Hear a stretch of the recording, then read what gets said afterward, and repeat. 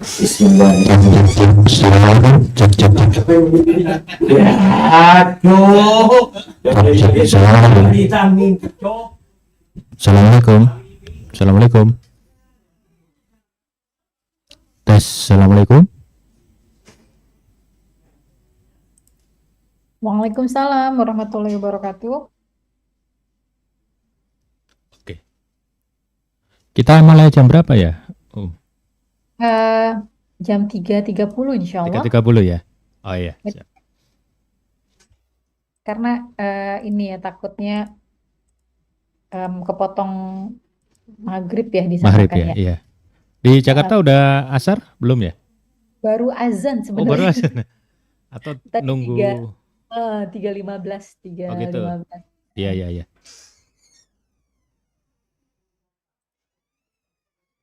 Afwan nanti tolong dibantu untuk ininya untuk surat Ayat-ayat. ayat-ayatnya Iya. ya. Iya. Nanti. Besok. Ayat.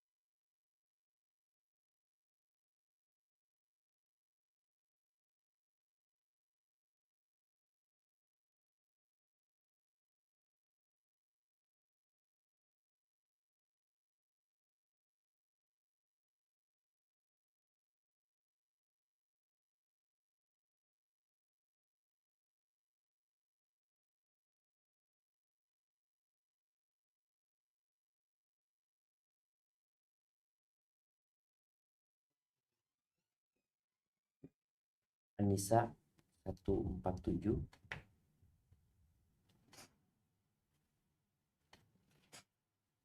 Terus Al-An'am 57. Al-A'raf 16-17. Al-A'raf 16-17. Terus Al-Baqarah 152. Al-Anfal ayat 2.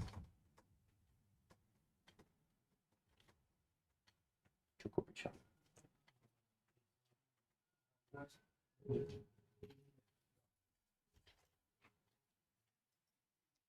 Assalamualaikum. Waalaikumsalam warahmatullahi wabarakatuh, Ustaz. Ahlan wa sahlan. Afwan banget nih kita hari ini. Jadi habis asar ceritanya. Nggak apa-apa, Ustaz. Qadarullah, nggak apa-apa, Ustaz. Insya Allah, Ustaz. Udah ini apa, alhamdulillah juga banyak yang nungguin, Ustaz. Alhamdulillah. Barakallahu fiik. Barakallah, Ustaz. Sehat, Ustaz? Alhamdulillah bi khairin wa afiyah. Alhamdulillah. Kita tunggu mungkin 1-2 menit lagi, Ustaz. Siap. Bismillah.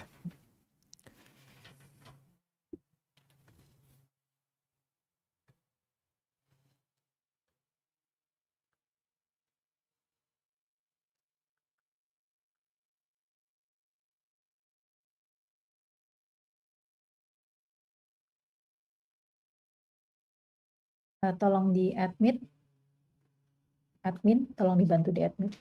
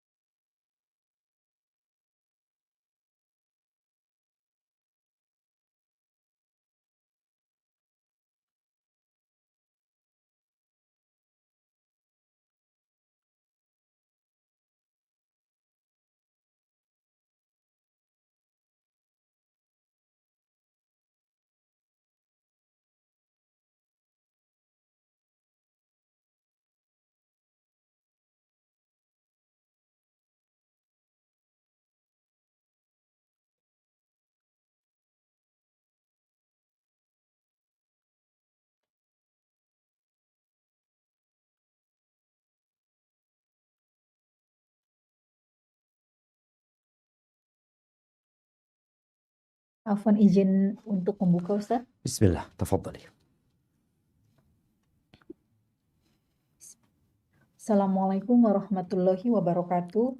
Alhamdulillahirabbil alamin. Wassalatu wassalamu ala asyrafil anbiya'i wal mursalin wa ala alihi wa sahbihi ajma'in, amma ba'du.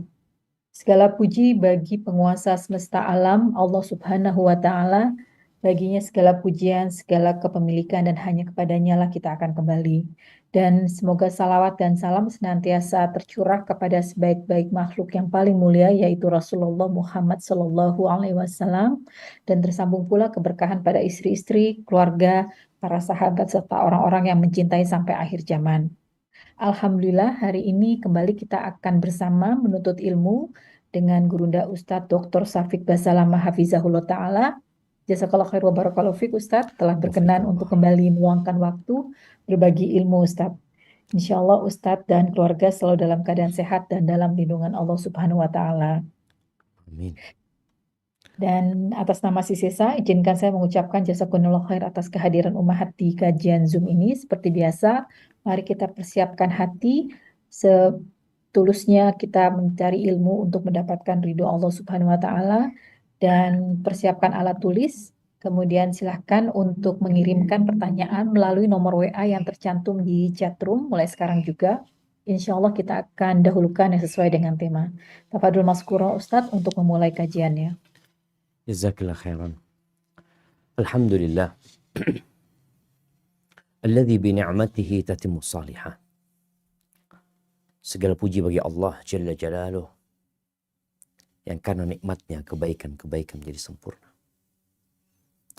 Yang karena rahmatnya niat-niat baik hamba dapat terlaksana. Allahumma salli wa sallim ala abdika wa rasulika Sayyidina wa maulana Muhammadin wa ala alihi wa ashabihi ajma'in. Amma ba'd. Amsayna wa amsal mulku lillahi rabbil alamin. Kita bisa hidup di sore hari ini karena nikmat yang Allah berikan kepada kita.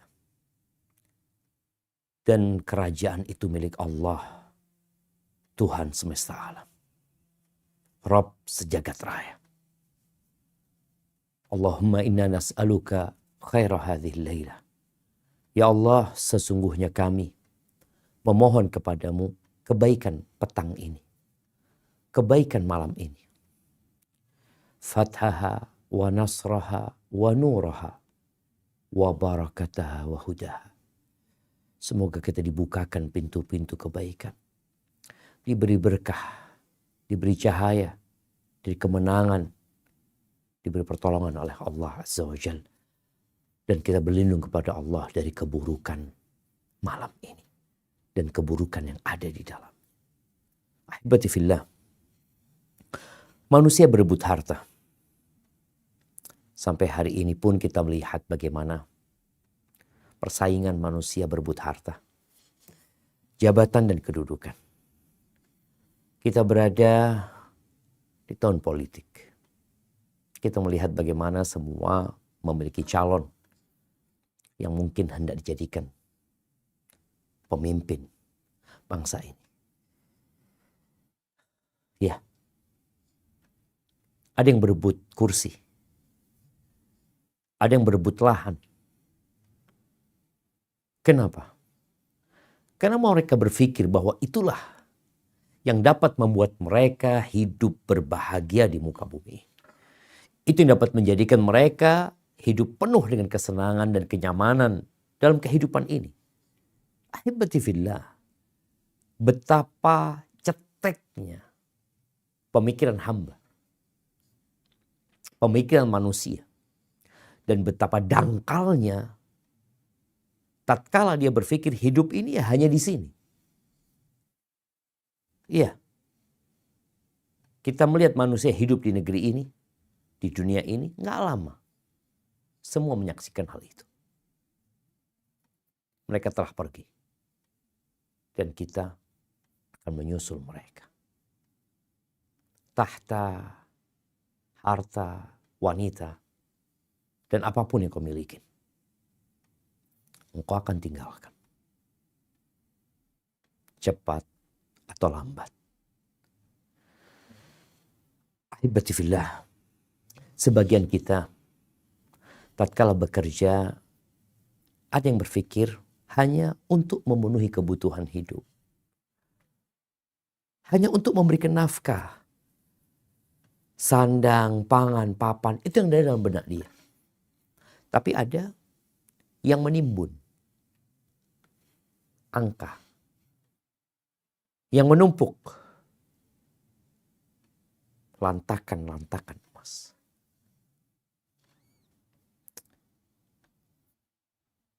Kita perlu tahu, adakah di muka bumi ini harta yang paling indah, yang seharusnya kita berebut untuk mendapatkan? Sebagaimana kita melihat orang-orang berebut untuk mendapatkan tahta, untuk mendapatkan kursi, untuk mendapatkan jabatan, seharusnya kita mencari harta apa yang paling mulia. Ternyata ada 3 harta yang paling indah, yang paling mulia, tapi manusia tidak rebut, tidak berebut untuk mendapatkannya. Kenapa itu terjadi? Oh, mungkin karena mereka tidak tahu. Atau mereka tahu cuma mereka lupa. Atau mereka tahu dan ingat. Mereka tahu dan ingat, tapi mereka nggak mau. Thauban radhiyallahu ta'ala anhu maula Rasulullah SAW. Ketika turun ayat berkaitan dengan celaan buat orang-orang yang menimbun emas dan perak. Yaitu firman Allah di surat At-Taubah ayat 34-35. Coba kita baca ayat. Nah.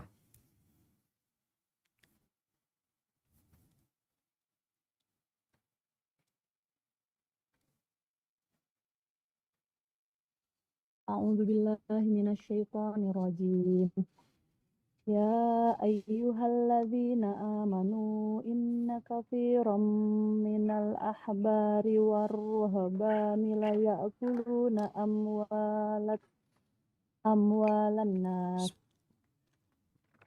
amwalan nasi bil batili wa yasudduna an sabilillah. والذين يكنزون الذهب والفضة ولا ينفقونها في سبيل الله فبشرهم بعذاب أليم يوم يحمى عليها في نار جهنم فتكوى بها جباههم وجنوبهم وظهورهم هذا ما كنزتم لأنفسكم فذوقوا ما كنتم تكنزون. Wahai orang-orang yang beriman, sesungguhnya banyak dari orang-orang alim dan rahib-rahib mereka benar-benar memakan harta orang dengan jalan yang batil, dan mereka menghalang-halangi manusia dari jalan Allah. Dan orang-orang yang menyimpan emas dan perak dan tidak menginfakkannya di jalan Allah, maka berikanlah kabar gembira kepada mereka bahwa mereka akan mendapat azab yang pedih. Ingatlah pada hari ketika emas dan perak dipanaskan dalam neraka jahanam, lalu dengan itu disetrika dahi, lambung dan punggung mereka seraya dikatakan kepada mereka, inilah harta bendamu yang kamu simpan untuk dirimu sendiri. Maka rasakanlah akibat dari apa yang kamu simpan itu. Allahu Akbar jemaah. Para sahabat ketakutan ketika ayat itu turun. Padahal mereka bukan orang yang menimbun harta dan menumpuk harta. Mereka tahu bahwasanya kalau harta itu ya dikeluarkan haknya selesai. Tapi mereka ketakutan. Bagaimana tatkala emas yang mereka kumpulkan, perak, kalau sekarang mungkin kita mengumpulkan angka, kelak pada hari kiamat, emas dan perak akan jadikan lempengan-lempengan untuk menyetrika manusia. Maka mereka saling bertanya di antara mereka, fa'ayyul mal nattakhid. Terus harta apa yang seharusnya kita cari? Yang kita berebut lalu kita simpan, kita jaga, harta apa? Umar mengatakan, aku yang akan cari tahu kepada Nabi SAW. Umar berangkat. Ketika itu Nabi naik onta dan sedang menurunkan ontanya. Maka Umar berangkat dan Thauban juga mengikuti Umar bin Khattab radhiyallahu ta'ala anhu.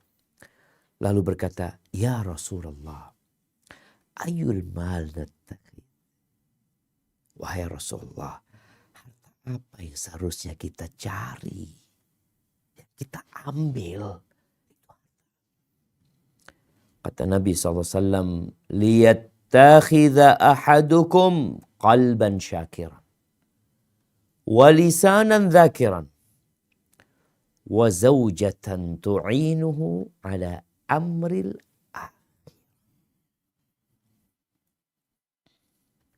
hendaklah setiap orang dari kalian itu mencari, mengambil qalban syakir, hati yang pandai bersyukur. Walisanan dzakiran, lisan yang pandai berzikir, dan pasangan hidup yang membantu dia untuk urusan akhirat. Dalam riwayat lain dikatakan wa zaujatun mu'minatun tu'inuhu ala imani. Dan istri yang beriman yang membantu dia untuk menjaga, untuk meningkatkan keimanan. Ahibati fillah, kita akan bahas sedikit agak detail tentang 3 harta yang paling indah ini. Agar engkau tertarik untuk mendapatkannya. Kita lihat ya bagaimana iklan-iklan dibuat oleh manusia agar orang jadi tertarik untuk membeli, untuk memiliki, untuk tinggal di tempat itu. Padahal semua harta hanya fata morgana. Ketika engkau sampai, dia hilang. 3 hal yang kau harus cari. Catat, sampaikan kepada keluargamu, sampaikan kepada kolegamu, sampaikan kepada mereka yang sedang membangun bisnis, yang mereka ingin meningkatkan penghasilan mereka, bahwa ada 3 harta yang harus ada dalam catatan mereka, yang harus dibahas dalam rapat-rapat perusahaan umpamanya. Ini perlu dicari. Karena kalau tidak, yang pertama nih, qalban syakiran, hati yang pandai bersyukur. Kalau engkau nggak punya ini, penghasilanmu tiap bulan 1 miliar nggak cukup. Penghasilanmu tiap bulan 2 miliar nggak cukup. Engkau berikan kepada keluargamu uang belanja, hadiah yang lebih dari cukup sebenarnya, tanpa hati yang bersyukur nggak ada gunanya. Ini harta yang paling mulia. Ahibati fillah, sejatinya syukur itu ada 3 rukunnya. Hati, lisan, dan raga. Akan tetapi semuanya dimulai dari hati. Ketika Nabi SAW mengatakan tentang takwa. Takwa. Beliau menunjuk 3 kali ke dadanya. Dan beliau SAW menyebutkan. Ala inna fil jasadi mudghah. Di dalam jasad itu ada 1 organ. Kalau dia benar, semuanya benar. Kalau dia rusak, semuanya rusak. Apa? Hati. Ahibati fillah. Bersyukur dengan hati adalah mengakui bahwa apa yang dia dapatkan adalah karunia ilahi yang memberikan kepada dia rizki, yang memberikan kesehatan kepadanya, yang memberikan kecerdasan, yang memberikan tubuh fisik yang indah, itu Allah Azza wa Jalla. Sehingga dia mengakui dan meyakini bahwa itu dari Allah Jalla Jalaluh. Wa ma bikum min ni'matin faminallah. Tidak ada satu nikmat pun yang ada pada dari kalian melainkan itu dari Allah Azza wa Jalla. Petang, malam, pagi, adanya mentari, adanya itu nikmat. Itu Allah yang menciptakan semua. Engkau sembuh dari penyakitmu, Allah yang menyembuhkan. Engkau selamat dari musibah yang hendak menimpamu, Allah yang menyelamatkan. Sehingga seorang yang dikatakan bersyukur dengan hatinya, dia mengakui hal itu. Kemudian muncul dengan lisannya. Seperti dalam doa Sayyidul Istighfar. Ketika kita mengatakan abu'u laka bi ni'matika alayya. Aku mengakui dengan nikmat-nikmat yang kau berikan kepadaku. Ini pengakuan. Jangan seperti Qarun. Ketika disuruh berbuat baik, wa ahsin kama ahsanallahu ilaik wa la tabghil fasada fil ard innallaha la yuhibbul mufsidin. Dikatakan berbuat baiklah engkau kepada manusia sebagaimana Allah berbuat baik kepadamu, dan jangan membuat kerusakan di muka bumi ini. Allah nggak suka dengan orang yang berbuat kerusakan. Apa kata Qarun? Innama utituhu ala ilmin indi. Aku bisa seperti ini karena ilmu yang diberikan kepada aku. Karena kerja keras yang aku lakukan. Karena kerja tim. Karena aku punya tim yang solid. Pengalaman yang panjang. Kau belum bersyukur. Kau harus meyakini bahwa itu dari Allah Azza wa Jalla. Allah yang memberikannya kepada. Ahibati fillah. Makanya kita kalau habis makan ya, mau tidur ya. Kita habis makan alhamdulillah alladzi at'amana wa saqana.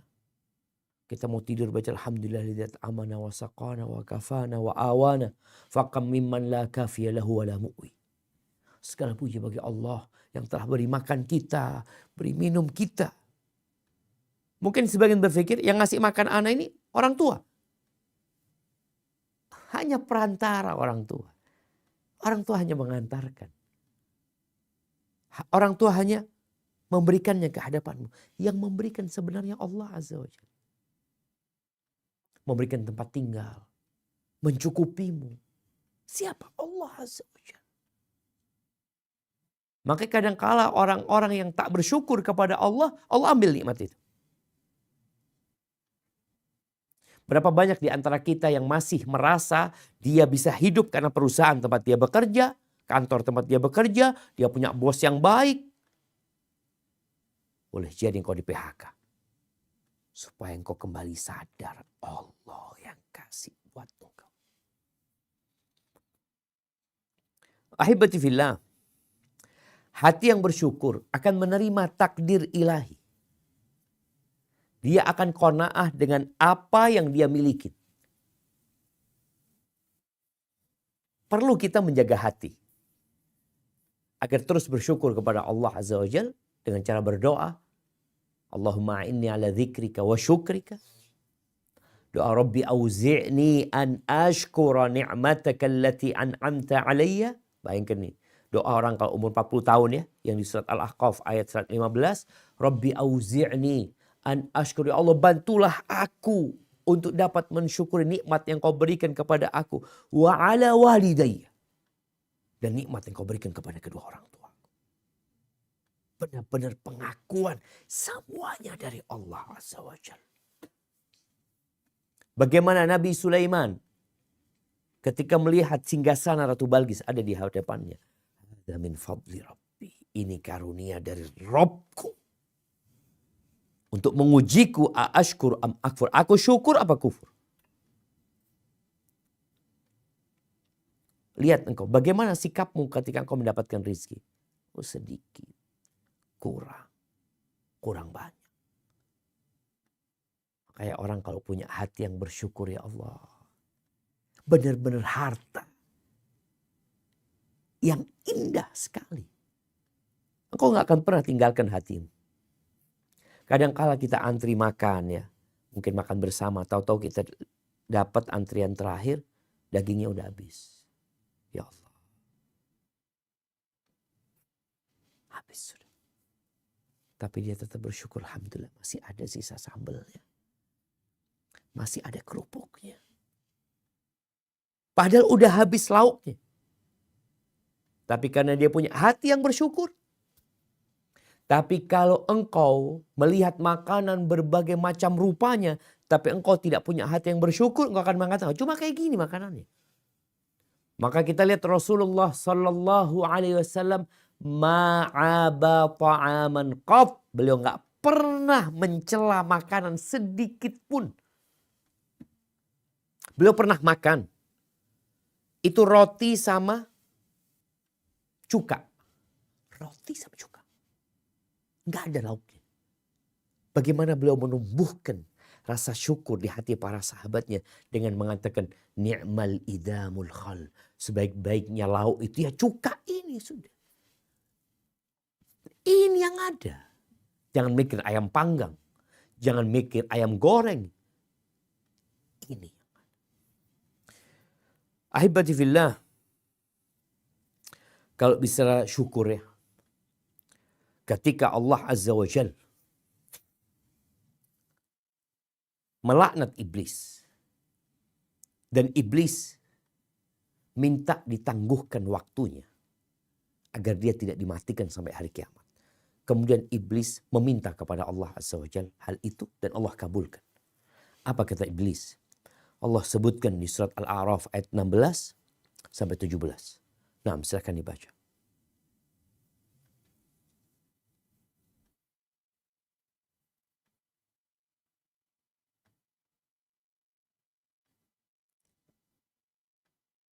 أعوذ بالله من الشيطان الرجيم بسم الله الرحمن الرحيم قال وبما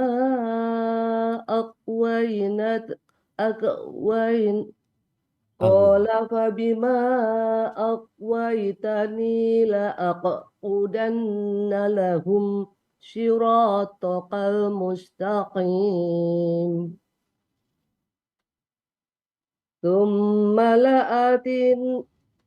لآتينهم من بين أيديهم ومن خلفهم وعن أيمانهم وعن شمائلهم ولا تجد أكثرهم شاكرين.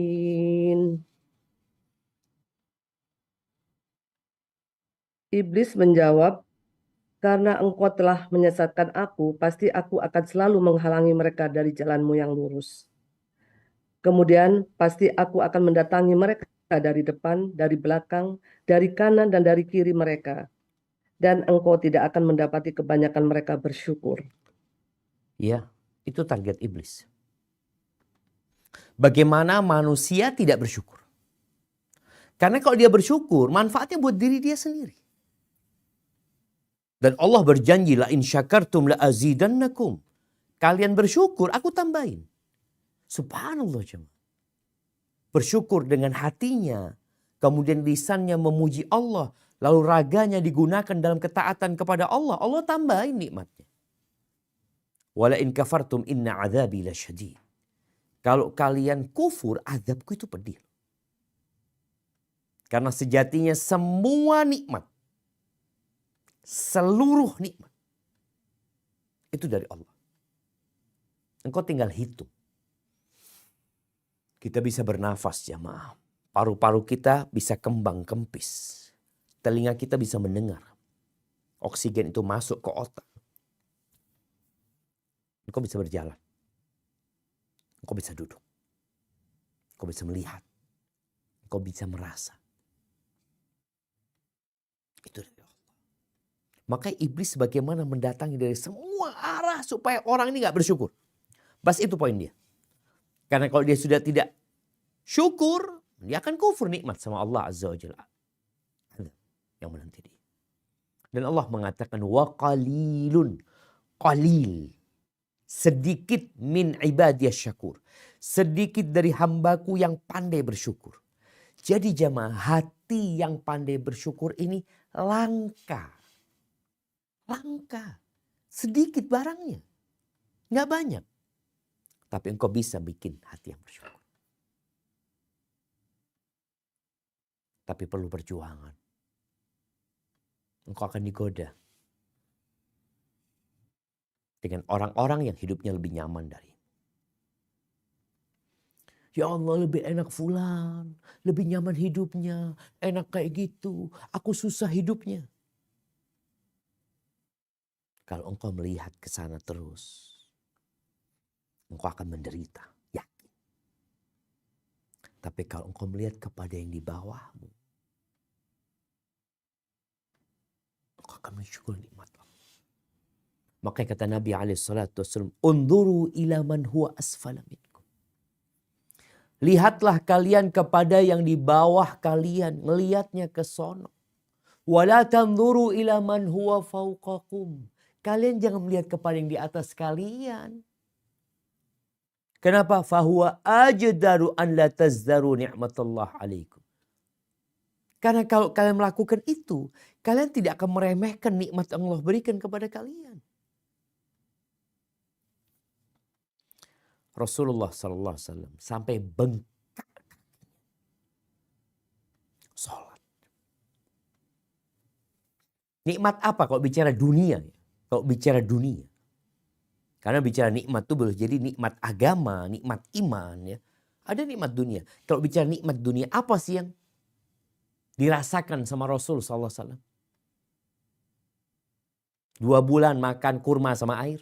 Alaihi salatu wassalam. Tidur di tikar yang membekas di perutnya, di lambungnya alaihi salatu wassalam. Dicaci, dimaki, diusir, dibunuh orang-orang yang beliau cintai. Allah cabut nyawa putri-putri beliau yang dikasihi. Tapi beliau sholat sampai bengkak.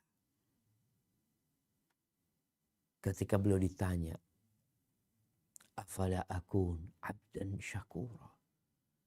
Nggak pantas aku menjadi hamba yang bersyukur kepada Allah. Baik. Harta kedua yang paling mulia. Lisan yang berzikir. Lisan. Ada hubungan erat antara lisan dengan hati. Lisan ini gayungnya hati. Allah sebutkan hati yang bersyukur, lisan yang berzikir. Ketika hati bersyukur, maka dia akan mengingat. Mengingat siapa? Mengingat yang memberikan itu nikmat. Maka lisannya akan berzikir. Mengingat Allah, alhamdulillah, alhamdulillah, subhanallah, Allahu akbar, la hawla wa la quwata illa billah. Terus seperti itu. Jadi dari hati yang bersyukur, maka lisan akan berzikir. Mengingat yang ngasih. Yang ngasih itu siapa? Itu zikir. Maka Allah perintahkan di banyak ayat kita suruh berzikir. Fadhkurullaha dzikran katsira. Yang banyak kalian berzikir. Allah Azza wa Jalla berfirman di surat Al-Baqarah. Ayat 152. Apa kata Allah Azza wa Jalla? Nah.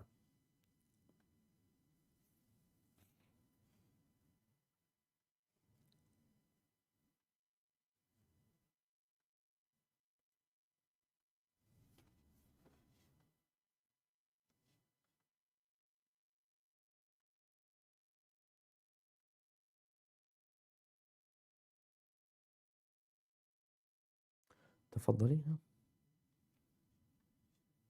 A'udzu billahi minasy syaithanir rajim.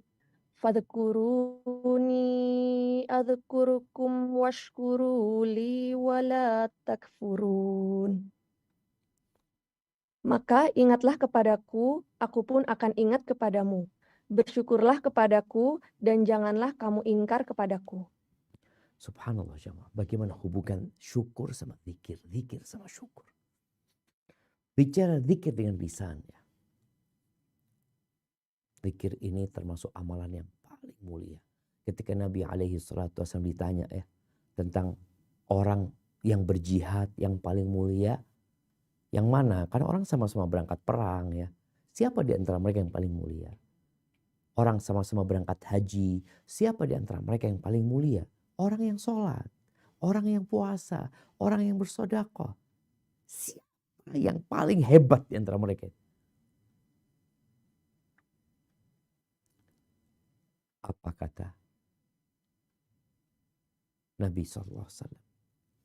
Aktsaruhum lillahi dzikran. Yang paling banyak zikirnya. Bicara zikir dengan lisan ini, Al-Hafidh Ibnu Hajar menyebutkan, zikir itu terkadang hanya dengan lisan. Dengan lisan. Kita habis sholat, subhanallah, subhanallah, subhanallah, subhanallah, subhanallah, subhanallah. Pas dengan lisan kita. Hati kita gak ikut. Dapat pahala gak? Dapat pahala. Karena zikir ini amalan hati dan amalan lisan. Ketika lisannya berzikir, ya udah zikir dia. Tanpa dia merenungi, menghayati. dia dapat pahala. Tapi ada syarat, dia harus memang sedang berzikir. Aku sedang berzikir. Aku sedang mengingat Allah. Itu yang ada dalam benak dia. Ketika dia mengatakan subhanallah, yang ada aku sedang mengingat Allah SWT. Kalau ditambah dengan menghayati apa yang dia baca, itu sempurna zikir. Kemudian jamaah, ada orang yang berzikir ya. Ada yang bermula dari lisan, ada yang bermula dari hati. Maksudnya ada orang yang diam, merenung ya. Merenungkan ciptaan Allah. Nikmat yang Allah berikan. Lalu dia mengatakan alhamdulillah. Alhamdulillah. Ada orang yang dengan lisannya berzikir. Alhamdulillah, alhamdulillah, alhamdulillah, alhamdulillah. Dia mau zikir 33 kali. 10 pertama itu hanya dengan lisannya. Alhamdulillah, alhamdulillah. Terus setelah itu baru dia mulai menghayati maknanya. Merenungkan isinya. Jadi sempurna zikir dia. Jadi lisan ini alat untuk berzikir. Hati alat untuk memahami, mentadaburi, dan memikirkan apa yang dibaca dengan lisan.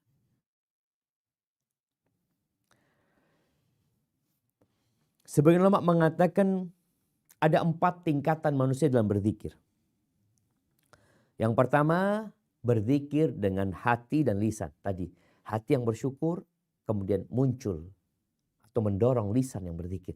Ini mahal loh jemaah. Mahal. Kalau bicara lisan yang berzikir ini mahal. Karena kalau engkau nggak pakai lisanmu dalam berzikir, engkau akan gunakan dalam hal yang tidak berguna. Dan kebanyakan yang memasukkan orang ke neraka itu lisan.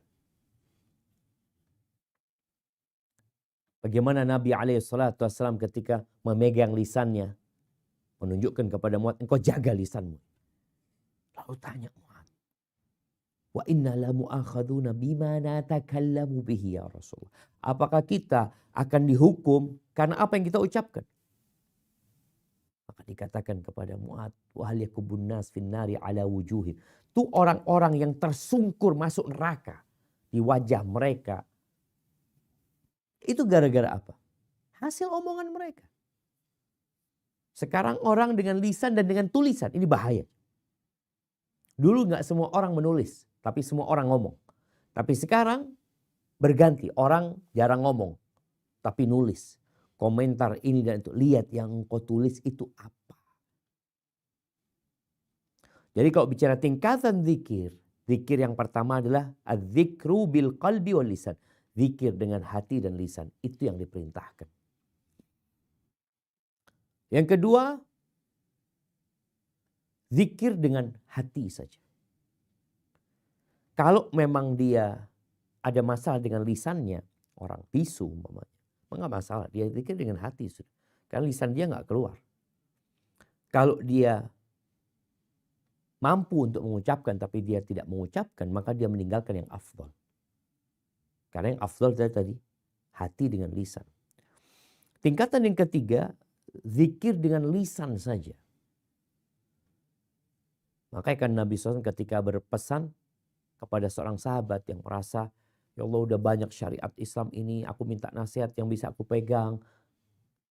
Kata Nabi SAW, la yazalu lisanuka rotban bidzikrillah. Jaga lisanmu untuk senantiasa basah mengingat Allah Subhanahu wa ta'ala. Maka kok lisannya terus berzikir. Ini hatinya enggak ya? Lisannya terus berzikir. Alhamdulillah. Tapi ada orang ya la lisan wala hati. Dia hanya pegang tasbih sambil ngobrol dia. Ngobrol. Enggak ada zikir sama tangan itu enggak ada. Ingat enggak ada zikir sama tangan. Dengan tasbih. Zikir itu dengan lisan atau dengan hati. Tasbih itu atau tangan ini hanya alat bantu untuk jumlah zikir kita. Maka kalau dikatakan orang ngobrol, tasbihnya bergerak, lalu dia mengatakan zikir dengan hati, ada masalah. Kemudian kondisi yang keempat, Tingkatan yang keempat, orang yang tidak zikir dengan lisan wala dengan hati. Maka ahibati fillah, berusahalah kita untuk memperbanyak zikrullah. Zikir yang paling minimal itu, zikir itu ada zikir mutlak, ada zikir muqayyad. Ada zikir yang terbuka, yang waktu, jumlahnya, tempatnya itu tak terbatas. Tapi ada zikir yang dibaca dalam momentum tersendiri. Maka minimal itu engkau baca. Mau makan, setelah makan, mau tidur, bangun tidur, naik kendaraan ya. Kemudian umpamanya ketika posisinya naik, posisinya turun, ketika pakai baju, ketika masuk rumah, ketika masuk masjid, ketika masuk toilet, keluar toilet. Jadi zikir-zikir yang memang ada momentumnya, usahakan selalu dibaca. Itu minimal. Dalam hadis ini, lisan yang senantiasa berzikir. Terus kemana-mana berzikir. Dan dia ketika senantiasa berzikir, setan yang berjanji, iblis yang berjanji hendak menyesatkan manusia dari segala arah dengan zikir, setan gak bisa masuk kepada dia. Dia telah membentengi dirinya. Sehingga dia dapat memiliki tadi hati yang bersyukur dan lisan yang berzikir, itu menyelamatkan hati yang bersyukur. Yang ketiga, Allah, harta yang paling mulia ini adalah pasangan hidup. Yang membantumu untuk urusan akhirat. Bukan pasangan hidup yang membantu suami atau yang membantu istri untuk mendapatkan rumah yang mewah, untuk mendapatkan mobil yang mewah, harta yang berlimpah. Bukan. Itu bukan harta yang paling mulia. Enggak. Engkau punya mobil mewah, menjadikan itu harta yang mulia. Engkau bisa jadi miskin punya mobil yang mewah. Kalau engkau gak punya hati yang bersyukur. Engkau punya mobil mewah, engkau lihat fulan punya jet pribadi. Maka kata Nabi SAW, wa zawjatun mu'minatun tu'inuhu ala amri akhirah. Pasangan hidup. Ini kalau bicara istri ya sebenarnya sama suami juga. Istri kalau mau cari ya dicari suami. Suami cari istri. Yang apa? Yang membantu urusan akhirat. Kenapa? Karena dunia bakal ditinggal. Kita lihatlah orang yang dikubur. Ditinggal sama suaminya, ditinggal sama anak-anaknya, tinggal sama orang tua, sendirian engkau. Maka saat itulah engkau perlu dengan amalmu. Kalau ketika engkau hidup, engkau punya pasangan hidup yang tidak membantumu untuk urusan akhirat, berantakan akhiratmu. Kalau dunia berantakan gak lama. Kalau engkau hidup miskin ya, hidup susah, ya rumah ngontrak, mobil gak punya, motor juga udah butut. Tapi apabila engkau punya pasangan hidup yang membantumu urusan akhirat, selesai. Cuma kaya miskin tuh kadang-kadang cuma perasaan doang. Perasaan. Merasakan. Jadi istri yang soleh, pasangan hidup yang soleh ya. Itu sebaik-baiknya yang harusnya engkau simpan, engkau taruh di rumah.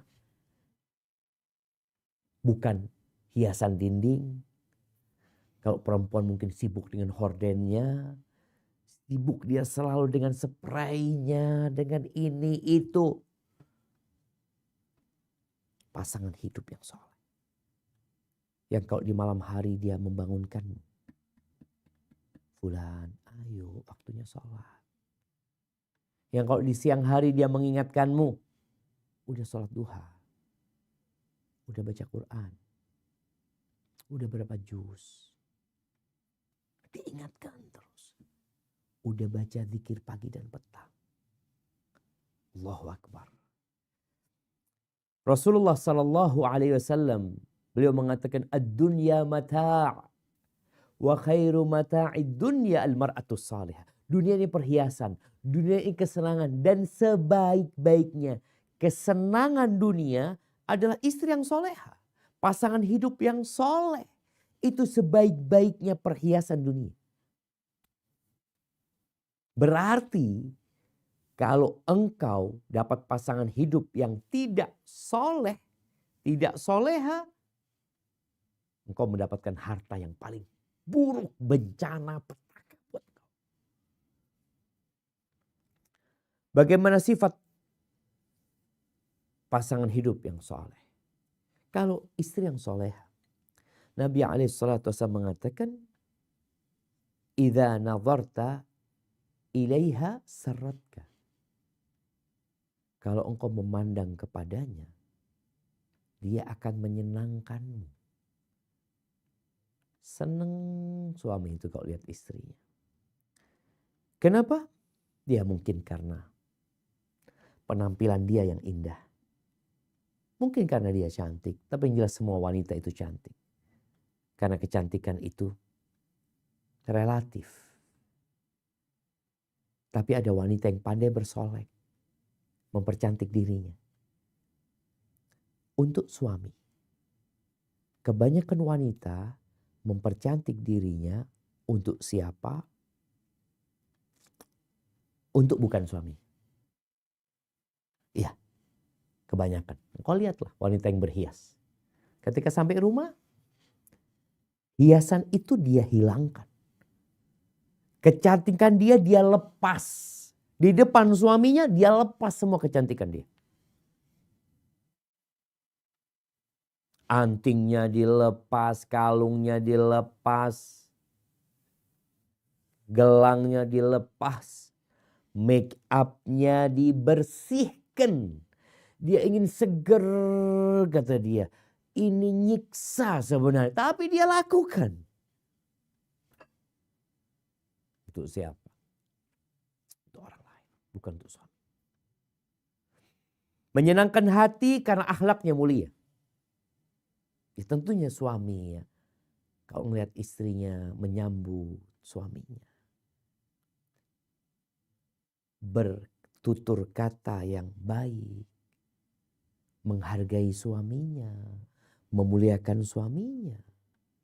Ini harta yang indah. Suami jadi betah di rumah.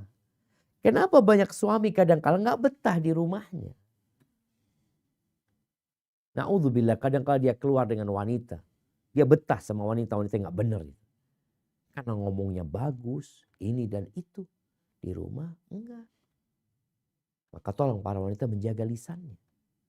Menjaga perilakunya. Supaya suaminya bisa menjaga agamanya. Jadi kalau istrinya ini berusaha, Masya Allah, sampai para ulama menyebutkan, ketika seorang istri, dia menjaga tubuhnya, dia berolahraga, dia jaga makan, dia berpakaian yang indah, untuk menjaga suaminya dari yang haram, itu jadi pahala besar buat dia. Dan ini harta yang paling mulia. Kalau disuruh, taat dan patuh. Dia melayani suaminya. Kemudian kalau suaminya sedang tidak ada di rumah,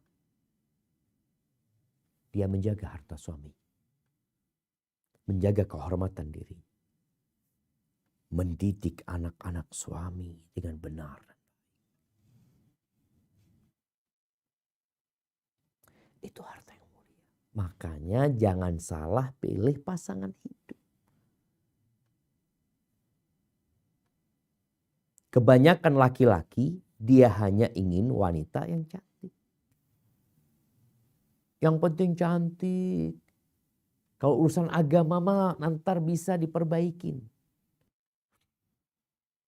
Dia bicara bisa diperbaikin, naam, tapi nggak semua sukses. Berapa banyak laki-laki yang tidak dapat memperbaiki istrinya. Bahkan dia disetir sama istri. Begitu pula para wanita. Engkau kalau ingin harta yang terindah, yang pertama dan kedua ini berkaitan dengan dirimu sendiri. Yang ketiga berkaitan dengan faktor eksternal. Orang lain nih, yang kau mau bawa dia ke rumahmu, atau engkau akan dibawa ke rumah dia. Nabi SAW berpesan, "Idza atakum man tardawna dinahu wa khuluquhu fa'ankihu." Apabila datang kepada kalian seorang laki-laki yang agama dan akhlaknya mulia, nikahkan. Nikahkan, ini loh syaratnya. Kalau enggak akan terjadi kerusakan dan kekacauan di muka bumi. Yang sudah punya pasangan hidup mungkin tidak menjadi harta yang indah. Maka engkau perbaiki. Kau istighfar. Bisalah. Kalau bicara tetap katanya barang-barang itu bisa dipermak. Bisa diservis. Yang rusak bisa diperbaiki. Sambil terus berdoa memohon kepada Allah Azza wa Jalla. Barakallahu fiik. Itu mungkin yang dapat kita kaji pada kesempatan kali ini. Berkaitan dengan 3 harta yang paling indah, yang paling mulia. Semoga kita semua mendapatkannya dalam kehidupan dunia ini. Dan kelak di akhirat kita berkumpul dengan orang-orang yang kita cintai. Anda kembalikan ke moderator. Jazakallah khair. Barakallahu fiik Ustadz, jazakallah khair untuk ilmunya hari ini, siang ini, dan Masya Allah Ustadz, seperti biasa pertanyaan banyak, izin untuk mulai membacakan pertanyaan pertama Ustadz. Tafadhali barakallah. Bismillah, Insya Allah Ustadz dan keluarga selalu dalam lindungan Allah Subhanahu wa Ta'ala. Allahumma amin. Ustadz, alhamdulillah suami Ana seorang yang rajin bekerja, namun sejak COVID pendapatan dagangnya menurun drastis dan menguras tabungan dan aset termasuk rumah. Alhamdulillah kami dan 3 anak saat ini tetap masih bisa bertahan di rumah kontrakan, makan teratur,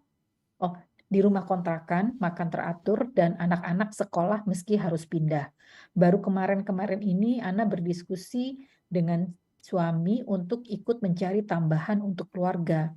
Suami agak keberatan dan menganggap Ana tidak bersyukur. Padahal niat Ana agar kehidupan kami menjadi lebih baik. Kasihan anak-anak seringkali meminta hal-hal yang dulu pernah mereka dapatkan tapi saat ini tidak bisa. Ingin Ana membahagiakan mereka seperti dulu. Jujur Ana agak tersinggung dibilang tidak bersyukur karena Ana merasa menerima keputusan Allah. Apakah bersyukur itu berarti kita tidak boleh berusaha untuk mendapatkan yang lebih? Mohon penjelasannya Ustaz. Masya Allah, barakallahu fiik. Subhanallah jamaah. Iya, ini menarik untuk dikaji ya. Bagaimana kondisi seorang istri yang ingin membantu suaminya dalam urusan dunia. Kalau tadi kita bahas ternyata harta yang paling mulia itu adalah pasangan hidup yang membantu pasangannya dalam urusan akhirat. Kalau tadi sang ibu bertanya, dia ingin sebenarnya membahagiakan anaknya dalam tanda kutip urusan dunia. Suami inginnya engkau fokus gitu. Engkau fokus sama anak-anak yang ada disyukurin ya. Allah tambah nanti. Jadi sang suami tidak ingin istrinya bekerja. Maka akhirnya sang suami berpikir kalau istrinya kayaknya gak bersyukur. Maksudnya gak menerima dengan kondisi yang ada. Dia ingin lebih. Dia ingin tambahan. Kalau bicara apakah seorang yang bersyukur itu bukan berarti orang bersyukur itu gak boleh minta tambahan. Dia kepingin usaha lagi. Sebenarnya boleh. Syukur itu yang pertama dengan hati yang tadi udah kita bahas, kemudian dengan lisan, kemudian dengan raga, bagaimana menggunakan yang Allah berikan itu dalam ketaatan. Jadi kalau bicara usaha orang bekerja, kepingin buka usaha lagi, bukan dikatakan dia tidak bersyukur ya. Bersyukur tadi 3 syaratnya. Namun Anda lihat suami anti tidak ingin anti bekerja. Dia ingin anti fokus dengan keluarga. Sekarang bagaimana? Anti kan ingin tambahan. Tambahan rizki itu tidak harus dengan bekerja. Engkau bantu suami. Dengan apa? Dengan memperbanyak istighfar. Ajak anak-anak, nak perbanyak istighfar nak. Yuk kita istighfar. Baca istighfar 100 kali. Rabbighfirli wa tub alayya innaka antat tawwabur rahim ya. Karena itu sebagai pembuka pintu-pintu langit, pintu-pintu rizki. Bertawakal kepada Allah, menyerahkan semua kepada Allah. Sampaikan kepada anak, doakan bapakmu nak, serahkan semua kepada Allah. Yang ngasih itu Allah. Itu juga pintu rizki. Sehingga engkau tetap menghargai suami. Karena kalau bicara kewajiban suami itu wajib memberikan nafkah kepada istrinya sesuai dengan kemampuan dia. Kalau dulu dia mampu umpamanya membeli makanan yang enak, sekarang nggak mampu, ya sudah. Dia telah melaksanakan kewajiban ketika dia memberikan nafkah sesuai dengan kemampuan dia. Maka rasa mungkin sang istri ketika suami berkata seperti itu, katakan, oke, kalau gitu aku akan fokus dengan anak-anak dan sampaikan sebenarnya aku ingin membantumu ya. Seperti itu. Tapi suami ingin engkau terima kondisi sekarang seperti ini, aku akan berusaha. Maka istri bagaimana berusaha untuk mendapatkan tambahan rizki, tapi tidak dengan cara bekerja. Biar suami yang bekerja, engkau yang beristighfar, engkau yang berusaha untuk berzikir, mengingat Allah Subhanahu wa taala, bertawakal, meningkatkan ketakwaan, karena kata Allah, "Wa man yattaqillah yaj'al lahu makhrajan." Barang siapa bertakwa kepada Allah, Allah akan kasih solusi. Wa yarzuqhu min haitsu la yahtasib. Dan Allah akan kasih rizki dari arah yang tidak disangka-sangka. Ada kejadian nih, supaya para istri juga tahu cara membantu suami tanpa dia meremehkan suaminya. Ada seorang istri yang mendapati suaminya kena masalah di tempat kerjanya. Dia mengalami kebangkrutan, kerugian itu besar sekali ya. Ketika dia cerita sama anak, kerugian itu boleh jadi sampai 64 miliar kerugian dia.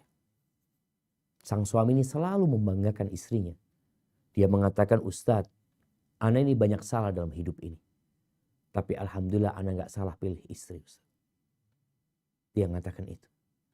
Ketika suaminya punya masalah besar seperti itu, sang istri ini tiap hari dia baca Quran.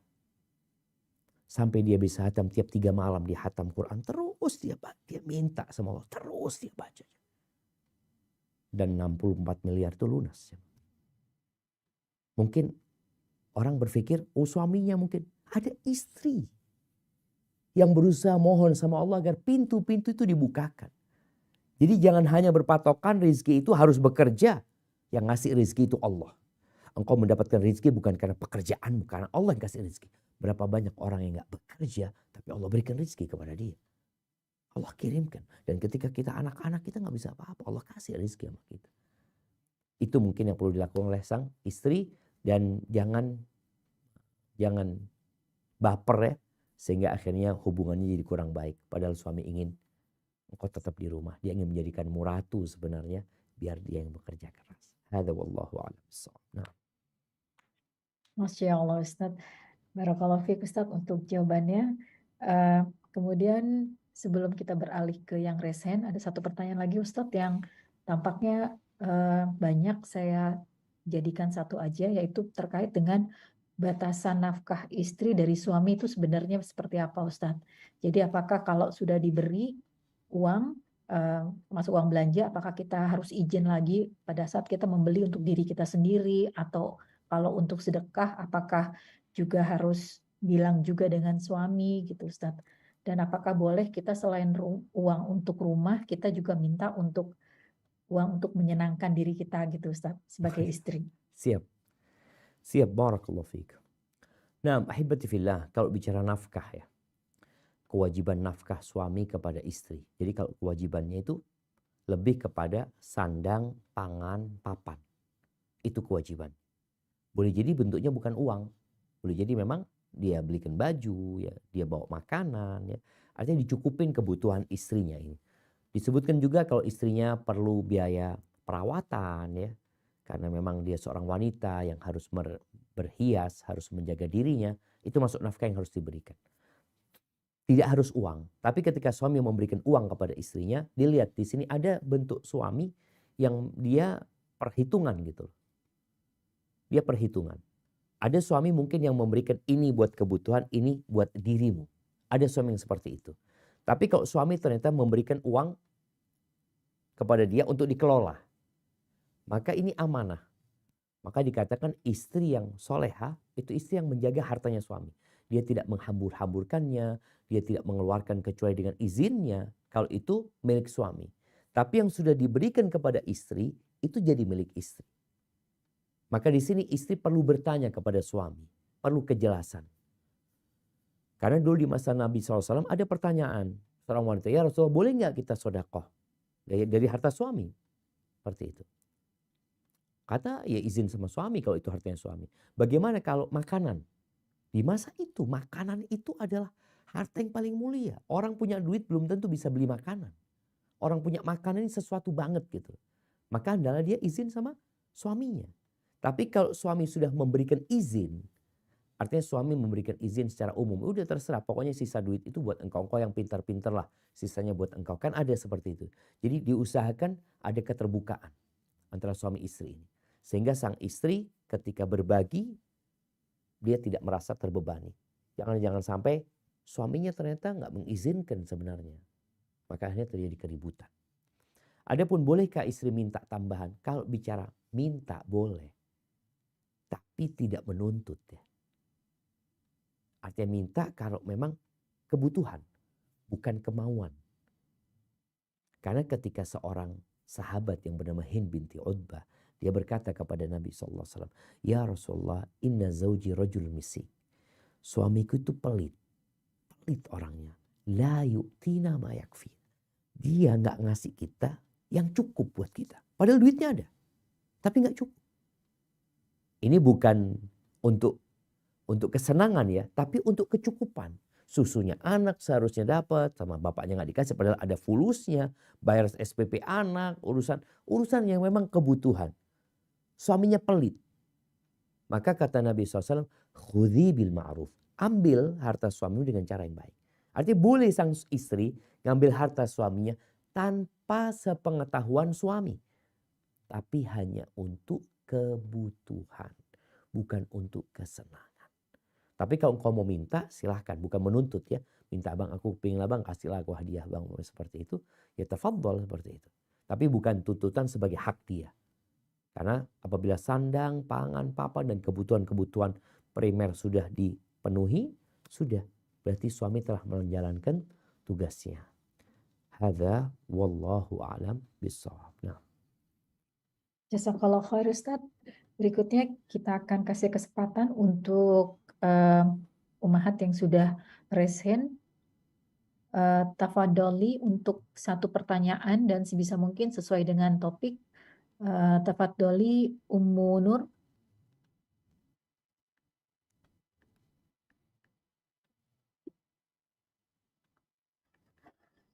Assalamualaikum warahmatullahi wabarakatuh, Ustaz. Waalaikumsalam warahmatullahi wabarakatuh. Ahlan wa sahlan, barakallahu fiik. Barakallahu fikum Ustaz atas ilmunya dan juga Ustaz. Afwan Ustaz tadi ingin bertanya perihal zikir ya Ustaz. Ya. Zikir itu kan lisan dan hati yang berzikir. Terkadang sebagai ibu gitu ya, kita melakukan aktivitas terus sambil mendengarkan zikir, umpama zikir pagi atau petang. Kita sambil lisannya berzikir, tapi kadang-kadang hatinya tuh kemana-mana. Iya, suka kemana-mana. Itu gimana Ustadz? Apakah ya akhirnya kalau saya pribadi saya ulang lagi, saya tetap ulang, tapi kadang suka kemana-mana saya ulang lagi.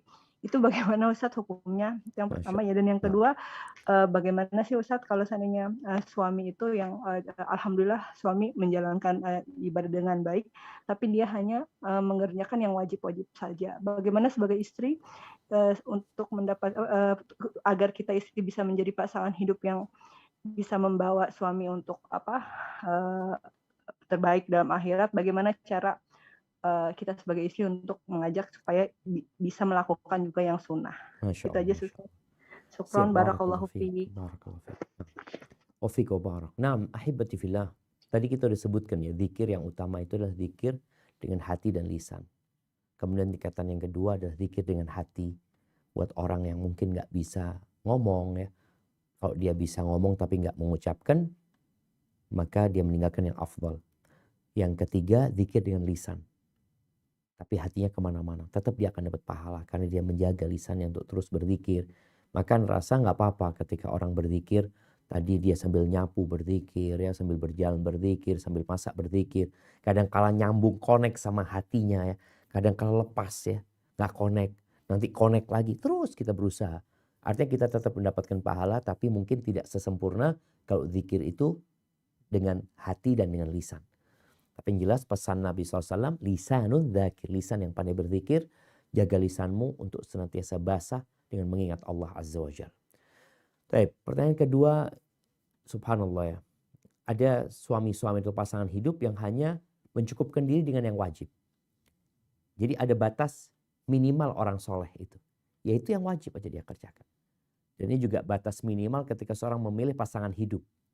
Dia punya suami, alhamdulillah, yang wajib dia kerjakan, yang haram ditinggalkan, alhamdulillah. Tapi kan tadi, orang kalau mengerjakan yang wajib saja, maka rawan dia. Ketika imannya turun, yang wajib bisa dia tinggalkan.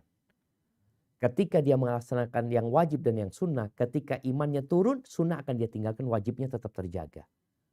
Maka bagaimana cara seorang istri mengajak suaminya untuk nambah?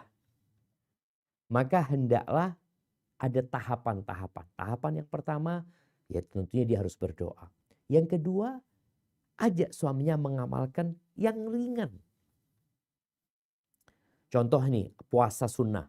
Kan ada puasa 3 hari, ada puasa Senin Kemis ya. Mungkin ajak suami mengatakan, bang, kita gimana kalau puasa sebulan sekali aja. Paling nggak kita bisa menjaga emosi kita ya. Bisa menjaga ya amalan kita. Menjaga hati kita. Satu aja. Baca Quran. Baca Quran kan nggak wajib umpamanya. Ya udah, gimana kalau baca bang, kita baca 1 hari 1 ayat lah bang. Jadi abang sebelum berangkat kerja, baca 1 ayat, anak baca 1 ayat. Baca sama artinya. Artinya dimulai dengan tahapan yang terkecil, teringat. Kemudian tadi ada yang gak baca zikir pagi dan petang. Zikir pagi dan petang banyak nih. Ajak suaminya untuk membaca 1 aja bang, ini penting ini kayaknya bang. Untuk penjagaan abang. Baca a'udzu bikalimatillahi tammat min syarri ma khalaq. Baca 3 kali abang sebelum kerja, pagi-pagi ya. Bertahap seperti itu. Karena kalau langsung, kadang-kadang dia merasa berat. Tapi kalau imannya sudah kuat, sebesar apapun insya Allah dia mampu. Itu mungkin yang perlu dilakukan oleh sang istri ya. Untuk kadang-kadang ngobrol sama suaminya. Kalau bicara ajak kajian. Nggak pernah kajian suami, udahlah. Kajian sebulan sekali lah bang. Sebulan sekali diajak kajian. Dengan harapan tadi, nanti setelah 1 bulan bisa sebulan 2 kali, bisa sebulan 3 kali. Semoga dengan cara itu suami jadi paham bahwasanya ada banyak fadilah-fadilah, kemuliaan-kemuliaan dalam kehidupan ini yang harus kita kumpulkan dan kita bawa ke alam barzakh nantinya. Hadza wallahu a'lam bissawab. Nah. Barakallahu fiik Ustaz. Pertanyaan berikutnya Ustaz. Bismillah. Assalamualaikum Ustaz. Ustaz, saya memiliki 2 anak.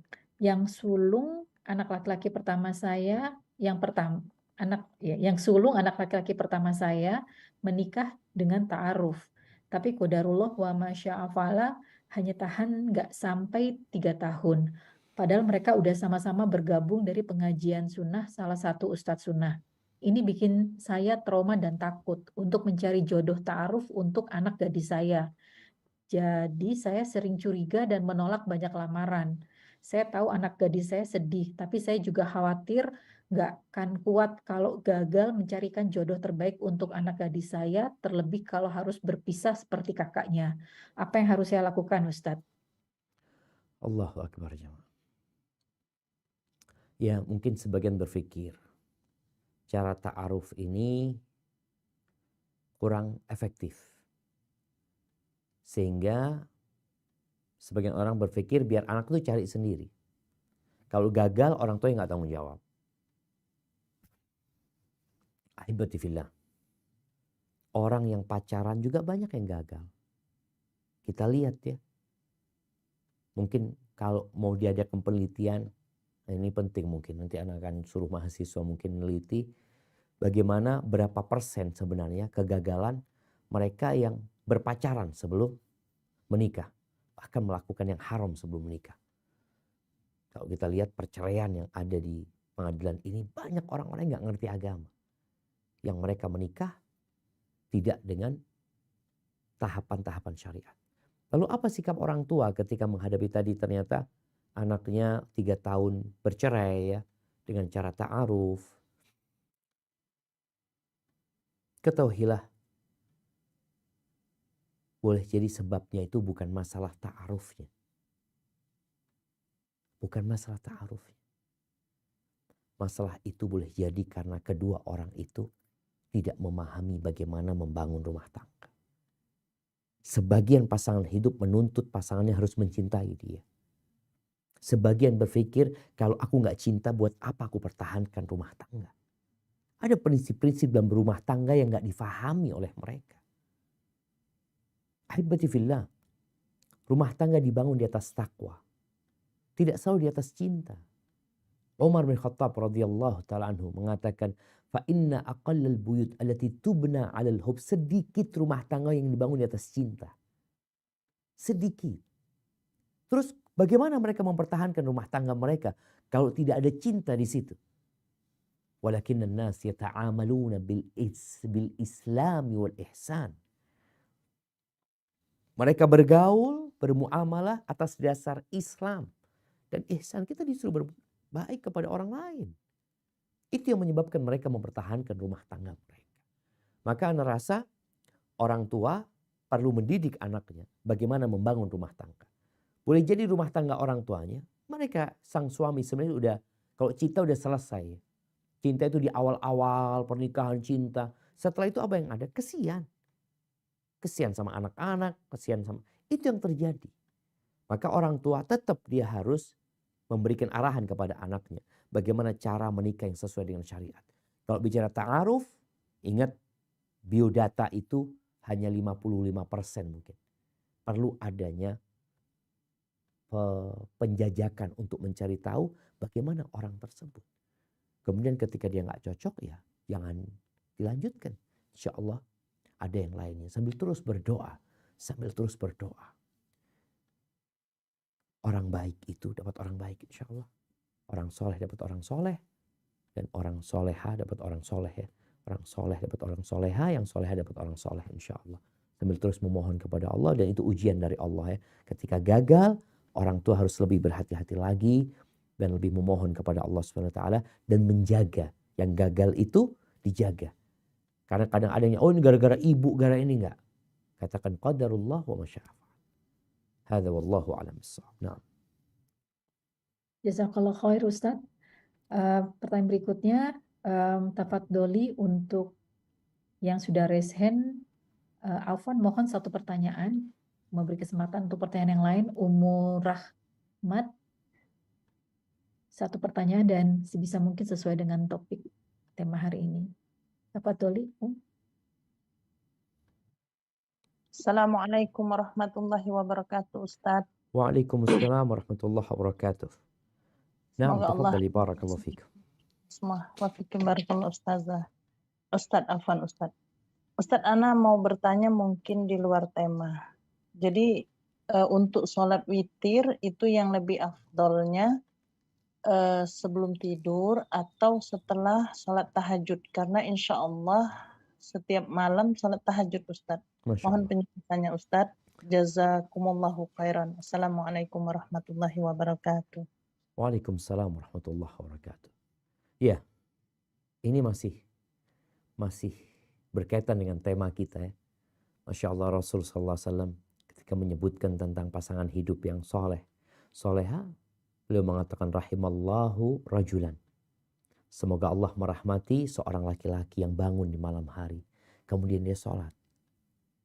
Selesai sholat dia bangunkan istrinya. Kalau istri nggak mau bangun dia percikan air di wajah istrinya. Wa rahimallahu mura'atan, dan Allah merahmati seorang istri yang bangun di malam hari. Dia sholat. Selesai sholat dia bangunkan suaminya. Kalau suaminya nggak mau bangun dia percikan air di wajahnya. Nah, berarti bagaimana suami istri ini? Kalau tadi dikatakan sholat istri, ya jangan kau sholat sini, kau bangunkan suamimu untuk sholat. Mana yang lebih utama sekarang? Sholat witir sebelum tidur atau sholat witir di akhir malam setelah tahajud?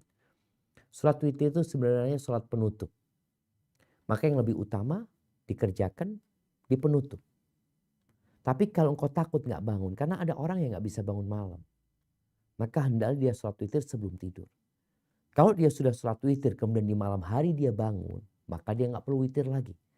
Tapi kalau perasaan dia besar, insya Allah ana bisa bangun ya, ana rutin bangun, ana pasang alarm, maka lebih baik bagi dia mengakhirkan witirnya, yakni sebelum sholat subuh atau sebelum masuk fajar dia telah menutup sholat malamnya dengan sholat witir.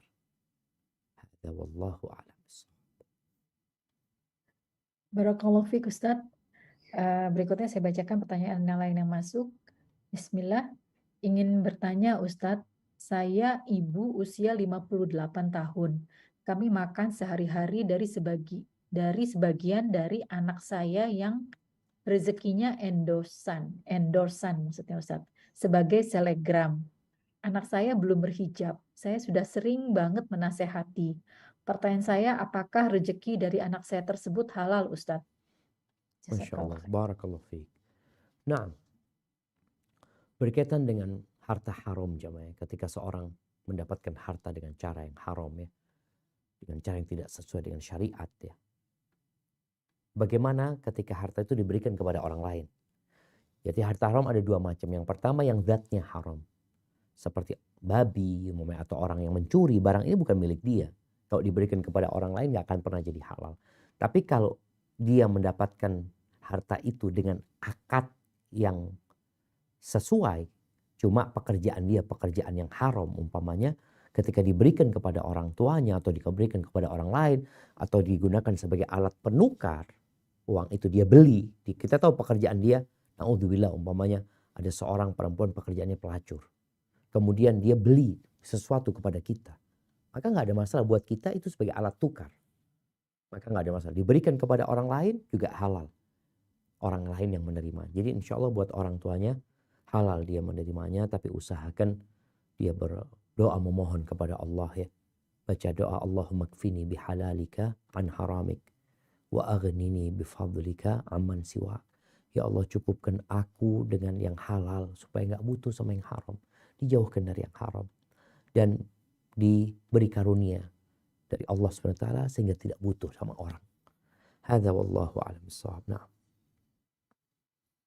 Jazakallah khair Ustaz. Berikutnya satu pertanyaan dari Zoom yang masuk. Bismillah Ustadz, bagaimana kalau satu pekerjaan dengan suami? Kebetulan kami punya usaha yang dikerjakan bersama. Bagaimana dengan nafkah yang diberikan dari hasil kerja bersama tersebut Ustadz? Dan suami meminta membantu di usaha ini sehingga anak-anak harus dirawat dengan keluarga lain. Mohon nasihatnya Ustadz. Masya Allah, barakallahu fiik. Ya jemaah, yang pertama, kadangkala kita membangun rumah tangga itu nggak tahu dengan kewajiban-kewajiban kita. Kalau dikatakan istri diminta membantu suaminya. Kemudian tadi sehingga dalam pekerjaan yang sama. Kalau dia diminta, ya dia mau tafadhol, tapi dia nggak harus menurutin. Karena kewajiban dia bukan mencari nafkah.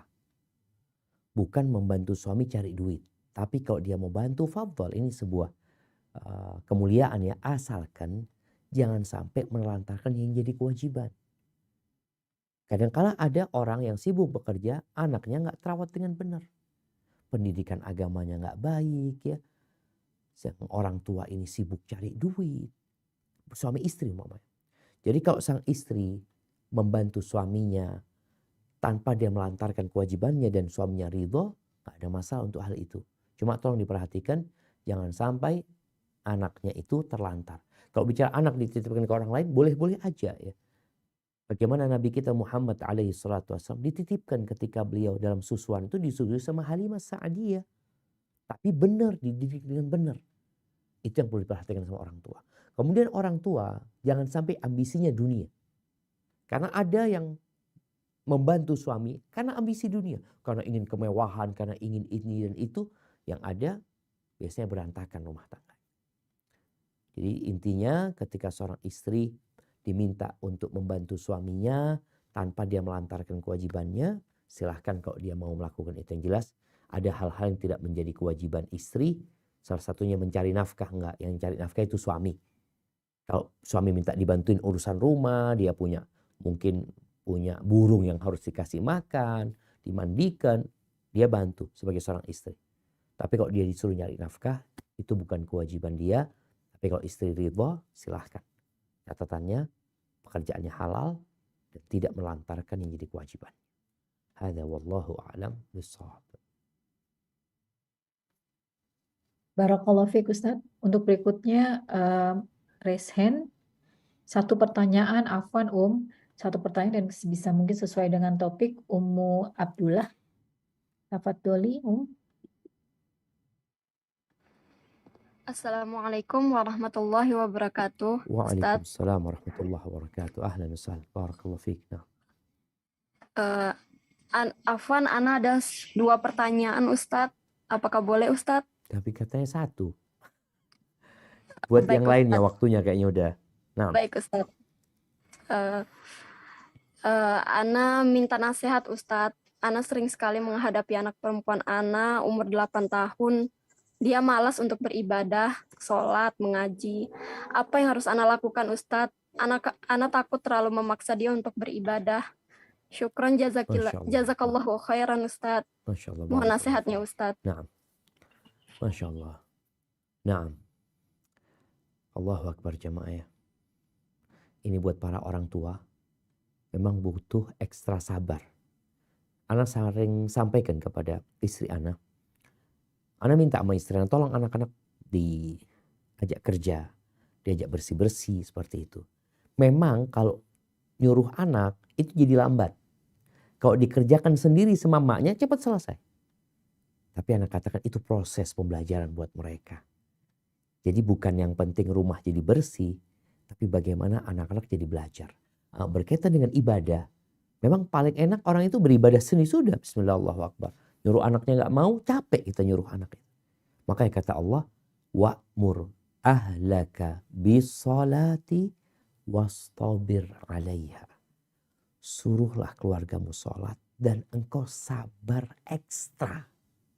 Bukan sabar biasa. Wastabir ini bukan wasbir. Wastabir alaiha. Ini sabar ekstra. Bagaimana caranya? Yang pertama, orang tua butuh waktu lebih banyak. Lebih panjang. Mau nyuruh anak itu kadang-kadang harus dirayu. Karena anak ini disuruh sejak umur 7 tahun ya. 7 tahun, 8 tahun, 9 tahun, 10 tahun nanti dipukul. Ketika dia gak mau sholat. Proses 3 tahun ini ketika mau masuk waktu sholat memang sebelumnya harus sudah mulai berusaha. Mamanya, Ana rasakan ketika Ana ngajak anak Ana yang nomor 5 untuk ke masjid pas waktu adzan atau setelah adzan kadang-kala telat. Karena ada proses yang harus kita lakukan. Merayu dia, ayo ini itu, nanti dia berangkat ke kursi depan, tidur lagi di sana. Macam-macam yang terjadi jamaah. Maka kita harus punya spare waktu untuk ngajak dia. Kalau bicara memaksa, tadi disuruh lagi, mungkin kita perlu cari kawan buat dia. Yuk ajak mamanya ke masjid. Anak perempuan, Ustaz kan gak dicari. Iya, tapi kadang-kadang kita butuh mengajak dia. Yuk datang ke masjid, lihat teman-temannya pada sholat. Ya. Sehingga dia tertarik untuk sholat. Kemudian dia perlu duduk sama itu anak. Cerita kenapa sih kau suruh sholat. Ajak dia ke tempat orang-orang kena musibah. Ke tempat orang kena bencana. Sehingga kita ajak tuh. Kita harus bersyukur sama Allah dikasih nikmat. Allah nyuruh kita sholat gak banyak gitu ya. Intinya perlu kesabaran dan butuh spare waktu ketika kita sedang merayu sama dia. Supaya ya emosi kita gak naik ya. Karena kadang-kadang waktunya udah sempit. Ini diajak gak mau. Akhirnya kita jadi marah sama dia. Tapi tadi kadang-kadang butuh waktu. Rayu-merayu, main sama dia. Semoga dengan cara itu dia mau sholat. Barakallahu fiik. Masih ada waktu Ustaz untuk kayaknya 2 pertanyaan lagi mungkin. Alhamdulillah. Baik, berikutnya pertanyaan yang masuk juga dari komunitas Sisesa. Semoga Ustadz dan tim juga, Bismillah, semoga Ustadz dan tim juga tim Sisesa selalu dijaga Allah. Ustadz, afwan, amalan apa yang bisa ditambah selain yang pertama dan kedua, jika yang ketiga, yaitu pasangan hidup tidak bisa membantu untuk akhirat, bahkan untuk anak-anak juga. Apakah ada jalan keluar yang baik? Masya Allah jemaah. Iya. Satu, kedua itu kan tadi kita sebutkan itu faktor kitanya. Tapi kalau yang ketiga ini faktor orang lain. Di tahun ke-9 Hijriah ya, setelah 9 tahun Nabi membangun rumah tangga, Nabi itu pernah memboikot semua istrinya yang 9. Karena mereka mulai tidak membantu urusan akhirat. Mulai terpengaruh dengan kehidupan dunia. Akhirnya Allah turunkan firman Allah di surat Al-Ahzab ayat 28-29. Allah mengatakan, Ya ayuhan nabiyyu qul li azwajika. Setelah 1 bulan diboikot, Nabi datang jumpain istri-istrinya, mengatakan kepada mereka, Allah berfirman, In kuntunna turidnal hayatad dunya, kalau kalian ingin kehidupan dunia, wa zinataha, dan kenikmatan dunia, kelezatan, fata'alaina, kesini kalian. Aku kasih kesenangan, tapi kita berpisah. Jadi kadang-kala perceraian itu jadi solusi. Ketika nggak bisa diajak menuju kepada akhirat. Ambisinya hanya dunia yang dia pikirkan. Sholat ditinggalkan ini. Pokoknya kewajiban-kewajiban dia sebagai seorang hamba dia tinggalkan. Maka perceraian itu jadi solusi. Dan Nabi hendak menceraikan istri-istrinya. Yang tidak sampai ke sana sebenarnya kesalahan mereka. Maka kalau bicara solusinya apa? Solusinya memang memperbaiki. Memperbaiki sang suami ya. Dengan cara mendoakan suami. Dengan cara mengajak suami ke tempat-tempat bencana, ziarah kubur. Ada banyak hal ya yang bisa dikerjakan demi menguatkan keimanan dia. Tapi perlu sabar. Selama suami masih bisa diajak komunikasi, bisa diajak baik, yang kau bersabar. Semoga dia dapat hidayah dan kondisikan rumah menjadi rumah yang penuh dengan cahaya. Bagaimana? Di situ ada sholat, di situ ada baca Quran. Jadilah engkau orang yang suka baca Quran, hatamkan Quran. Terus ya ajak anak-anak untuk hal itu. Karena kesian anak-anak kalau dapat imam tadi yang tidak mengajak kepada akhirat. Tapi boleh jadi tadi di akhirnya solusi itu berpisah. Kadangkala tidak mendapatkan pasangan hidup lebih baik daripada berpasangan dengan orang yang mengajak ke neraka. Barakallahu fiik Ustadz. Berikutnya ada satu pertanyaan, mungkin pertanyaan terakhir Ustadz. Nah. Bismillah, Assalamualaikum warahmatullahi wabarakatuh Ustadz. Waalaikumsalam. Ustadz, mohon nasihatnya jika Ana sudah tidak memiliki suami, pasangan hidup. Yang Masya Allah sebelumnya adalah suami yang dapat Ana menjadi sandaran bagi Ana. Apakah Ana masih bisa mengamalkan untuk yang ketiga Ustadz? Masya Allah, barakallahu fiik. Iya, ahibati fillah. Kalau bicara ketika orang tidak punya suami, boleh jadi dia seorang gadis atau dia seorang janda. Maka kalau dia mau mengamalkan yang ketiga, maka dia menikah. Menikah dengan pasangan hidup yang sesuai dengan kriteria. Jadi seorang janda terkadang kesendirian dia membuat dia jadi jauh dari ketaatan. Tapi ada janda yang mungkin Ana nggak mau nikah. Ana mau ngurusin anak-anak, ya, mendidik anak-anak. Mungkin dia menjadikan anak-anak itu sebagai pendamping dia menuju kepada Allah Azza wa Jalla. Jadi kembali kepada pilihan janda ini. Karena Nabi SAW pernah melamar Ummu Hani, dia janda. Tapi dia mengatakan dia sudah tua, ya, dia sudah banyak anaknya. Maka dia tidak ingin membebani Nabi Muhammad SAW. Jadi kembali kepada kondisi masing-masing. Dan kita tahu ya, istri-istri Nabi setelah ditinggal mati sama Nabi SAW, mereka nggak ada lagi. Yang ketiga ini. Bukan nggak ada lagi karena sudah meninggal dunia. Mereka diharamkan untuk menikah. Maka mereka menjaga pesan-pesan suaminya. Untuk menjadi wanita yang taat ya. Bagaimana sabarnya Aisyah dalam kondisi umur 17 tahun dia tinggal mati Nabi SAW ya. Kemudian dia meninggal kalau nggak salah umur 60 lebih Aisyah. Dia sabar untuk menjaga syahwatnya. Dia puasa. Bahkan dikatakan Aisyah yang termasuk yang puasa dahar. Puasa sepanjang tahun kecuali di hari-hari yang terlarang. Jadi mungkin itu yang bisa dilakukan seorang wanita ketika dia tidak hendak menikah. Maka dia memperbanyak puasa sunnah. Karena itu yang termasuk dapat merem ya. Menahan syahwatnya. Dan mengangkat derajatnya di sisi Allah Azza wa Jalla. Barakallahu fiik. Itu mungkin yang dapat Ana sampaikan. Pada kesempatan kali ini kurang lebihnya mohon maaf, yang benar dari Allah Jalla Jalaluh, yang salah dari diri ana pribadi. Allah dan Rasulnya terbebaskan dari kesalahan itu. Ana kembalikan ke moderator. Jazakillah khairan. Wa jazakallah khair Ustaz. Alhamdulillah binikmatihi tantibus solihat. Jazakallah khair wa barakallahu fik Ustaz untuk waktu dan ilmu yang telah diberikan pada kami.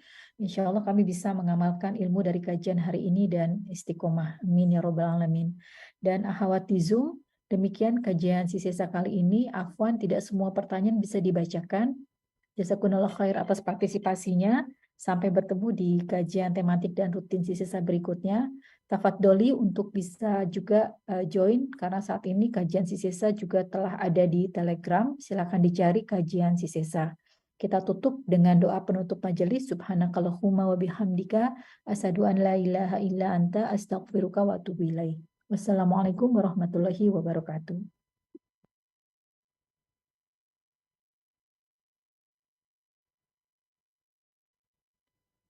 Waalaikumsalam warahmatullahi Waalaikumsalam warahmatullahi wabarakatuh. Wabarakatuh. Jazakumullah khair ukti Jazakallah khairan. Jazakumullah khairan, izin ya. Jazakillah khair Kak, izin live ya. Terima kasih. Khairan, Ustadz Safikis, Ustadz Ramadan.